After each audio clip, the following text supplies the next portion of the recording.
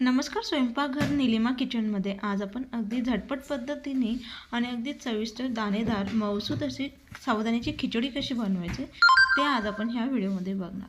तुम्ही बघा, अगदी छान परफेक्ट दाणेदार आणि मऊसूत अशी आपली खिचडी ही तयार आहे. चला आपण लगेच रेसिपीला सुरुवात करूया.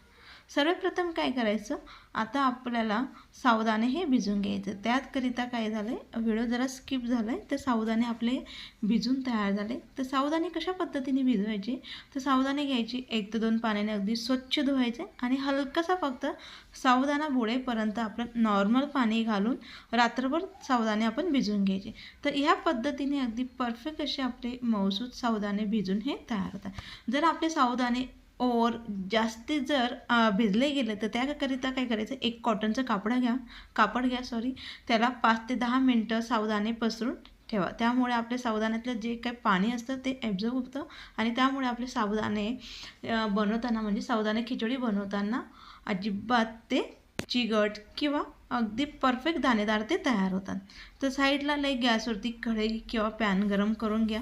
त्यामध्ये लगेच जेवढे आपण साबुदाणे घेतलेले त्याच्या निम्मी भाग आपल्याला साबुदाणा घ्यायचा. जर 1 वाटी साबुदाणे घेतले असाल तर त्याकरिता अर्धा वाटी आपण शेंगदाणे घेऊन मंद आचेवरती आपल्याला आता हे शेंगदाणे भाजून घ्यायचे. अशा पद्धतीने आपल्याला शेंगदाणे मंद आचेवरती छान खमंग होईपर्यंत भाजून घ्यायचे. आपले शेंगदाणे भाजून झाले, त्यानंतर एका प्लेटमध्ये आपण यांना गार होण्यासाठी ठेवून घेऊ. गार झाल्यानंतर काय असतं, शेंगदाण्याचं जे साल असतं ते आपल्याला व्यवस्थित आणि पटकन ते निघतं. म्हणून एका प्लेटमध्ये मी पसरून ठेवलं. ते अगदी थोड्या वेळ गार होऊ दिले आणि अशा पद्धतीने आता आपल्याला काय करायचं, साल काढून घ्यायचे. सालासाठी देखील आपण शेंगदाण्यांचा वापर केला तरी काही हरकत नाही, ते देखील अगदी छान असे आपले साबुदाणे तयार होतात. आणि आता आपण ह्या शेंगदाण्यांचं साल काढून घेतले. साल काढून झाल्यानंतर लगेच काय करायचं, मिक्सरवरती छान याचं पावडर तयार करून घ्यायचं आहे. जे पावडर आपण बनवणार आहोत शेंगदाण्याचं, तर अशा पद्धतीने छान जाडसर ते शेंगदाण्याचं पावडर तयार करायचं. त्यामुळे आपले आपली जी साबुदाण्याची खिचडी असते ना, ती अजिबात चिकट होत नाही, अगदी दाणेदार अगदी परफेक्ट ती तयार होते. तर शेंगदाण्याचं पावडर यामध्ये घातलं आहे. त्यामध्ये चवीनुसार मीठ, अगदी थोडीशी साखर. जर तुम्हाला साबुदाण्याची खिचडी गोडसर आवडत नसेल तर तुम्ही साखर स्किप केली तरी काही हरकत नाही. इथे आपण शेंगदाण्याचं पावडर, चवीनुसार मीठ, अगदी थोडीशी साखर घालून त्याला व्यवस्थित मिक्स करून घेऊ.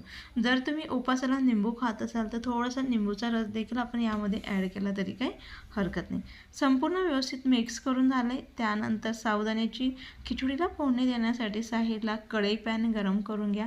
त्यामध्ये लगेचच काय करणार, 1 ते 1.5 चमचेवर आपल्याला तेल आता गरम करून घ्यायचं आहे.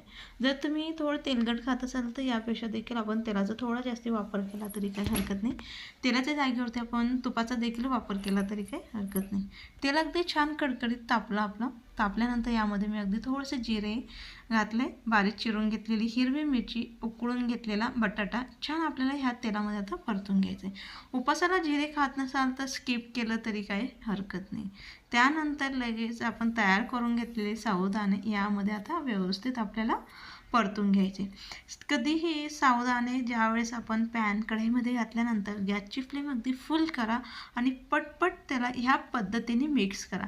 ह्यामुळे एकसारखा आणि छान आपला जो साबुदाणा असतो तो कुक होतो आणि त्यामुळे तो तळाशी लागत नाही आणि अगदी छान अशी आपली ही खिचडी तयार होते.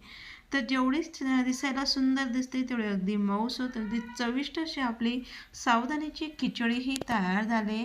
नंतर मी मंद आचेवरती तिला शिजवून घेतली. त्यानंतर लगेचच आता आपली अगदी परफेक्ट अशी साबुदाण्याची उपासाला खाल्ली जाणारी खिचडी तयार झाली. रेसिपी आवडली असेल तर नक्की व्हिडिओला लाईक करा, जास्तीत जास्त मित्रांना व्हिडिओ शेअर करा, कमेंट्स करा व्हिडिओ कसा वाटला.